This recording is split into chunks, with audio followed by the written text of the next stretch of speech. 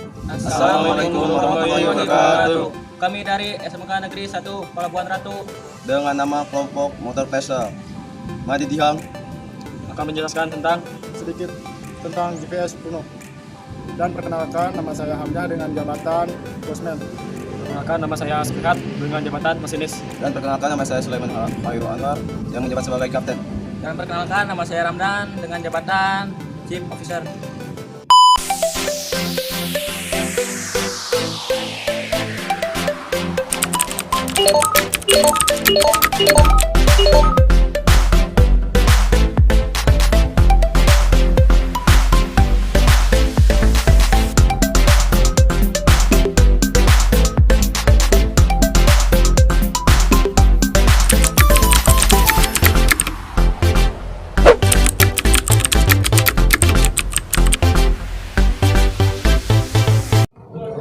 Assalamualaikum warahmatullahi wabarakatuh.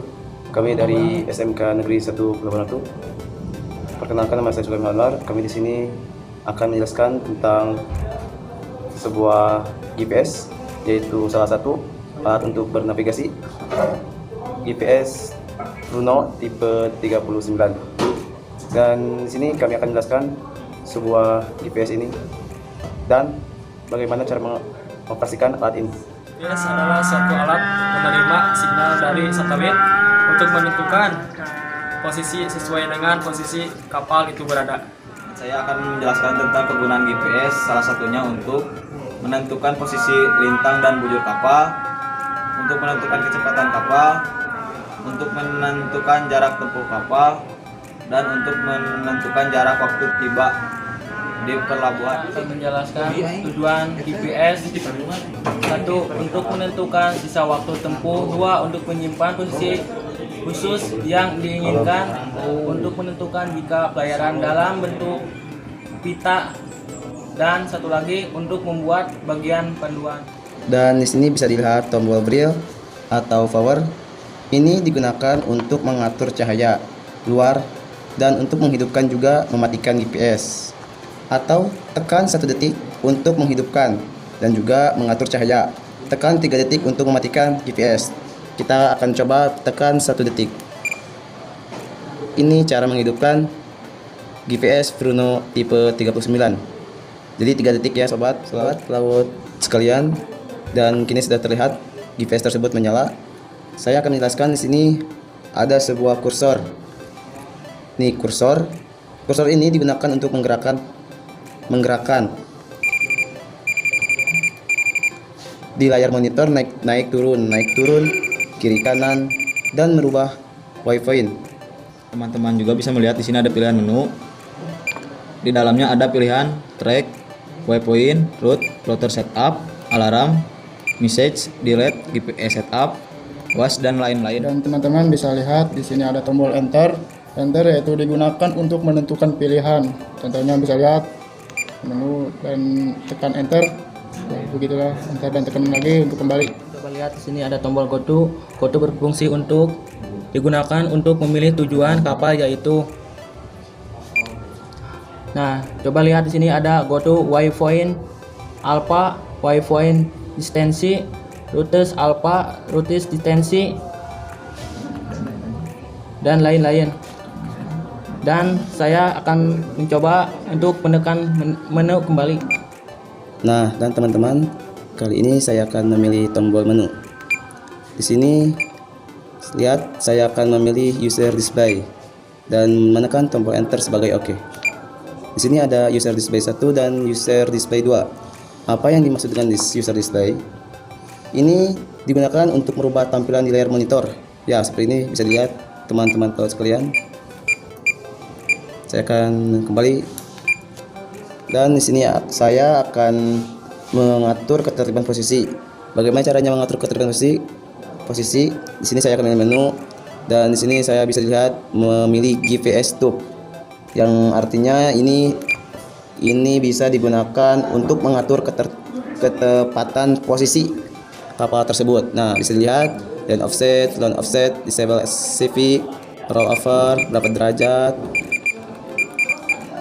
Nah, bisa dilihat teman-teman.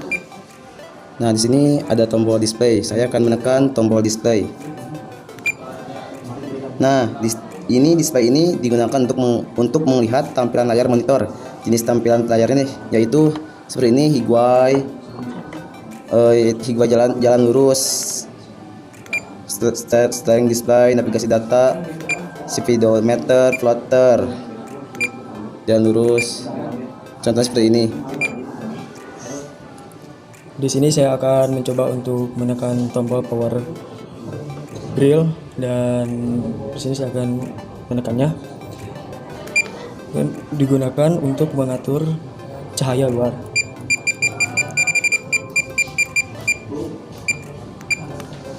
Nah, saya di sini akan menjelaskan bagaimana cara membuat WiFi. Saya di sini akan menekan menu, dan di sini ada WiFi. Tekan enter, lalu pilih neo, tekan enter ini, dan ini bisa digunakan kursor ya, kursor naik turun kiri kanan seperti layaknya tombol HP. Untuk memasukkan lintang dan bujur setelah sesuai enter, kalian terserah mau pilih yang mana. Bisa memilih seperti jangkar ini namanya asal bandar, ini kiri kanan zero, contohnya seperti ini. Kalian bisa menentukan bagaimana kalian maunya. Kembali. Dan di sini saya akan membuat juga bagaimana cara membuat rute. Cara membuat rute. Tekan menu, cari rute. Nah, ini rute. Tekan enter. Di sini susunlah sesuai rencana pelayaran. Rute, tekan enter ya. Pilih neo, tekan enter. Masukkan WiFi. Kalian bisa juga masukkan WiFi tersebut yang telah dibuat dan susun WiFi mulai dari WiFi pertama sampai ke tempat tujuan. Setelah sesuai, tekan enter. Nah, kalian bisa diedit ya. Nih, kalian tentukan di sini WiFi tersebut bagaimana waktu awal WiFi dan akhir WiFi yang telah ditentukan. Nah, ini caranya. Ya. Oke. Nah, jadi sahabat pelawat sekalian, kita tadi sudah menyaksikan ya tentang bagaimana cara mengoperasikan GPS Bruno tipe 39. Hanya sedikit saya akan menjelaskannya. Jika kalian ingin lebih jelas, silahkan kalian mencoba untuk bertanya kepada yang lebih tahu, kepada senior, dan bisa juga dilihat dari Google ya. Saya hanya masih tahap pembelajaran. Dan di sini saya akan menjelaskan merencanakan pelayaran, apa manfaat merencanakan pelayaran. Jadi seorang navigator itu bertugas membuat rencana pelayaran dengan matang ya, tepat dan efisien. Jadi semua persiapan dan peralatan yang dibutuhkan benar-benar lengkap. Jadi harus lengkap sehingga tujuan pelayaran dapat dicapai dengan tepat dan benar. Jadi dalam ilmu pelayaran banyak hal yang perlu diketahui. Para ahli pelayaran mengatakan bahwa sesungguhnya kapal berlayar sebenarnya di atas peta ya. Hanya contoh sekedar. Jadi maksudnya adalah semua perencanaan pelayaran telah direncanakan pada peta mulai dari tempat tolak sampai ke tempat tiba dengan selamat, aman, dan tepat waktu ya. Jadi itu merencanakan pelayaran. Dan sekarang beberapa hal penting untuk pelayaran. 1. Menghitung lamanya pelayaran mulai dari tempat tolak ke tempat tiba. Dan 2. Menentukan posisi koordinat tempat titik dan tempat tiba. Ketiga, menentukan jauh antara tempat tolak dan tiba. Dan keempat, memperhitungkan perubahan haluan selama pelayaran. Selanjutnya, menentukan haluan dan melukisannya di peta laut. Melukis dan memastikan waktu tiba, dan menggunakan alat navigasi elektronik seperti radar dan GPS yang saya menjelaskan tadi sebagai pedoman pelayaran. Yang terakhir, menerapkan peraturan navigasi dan hukum pelayaran.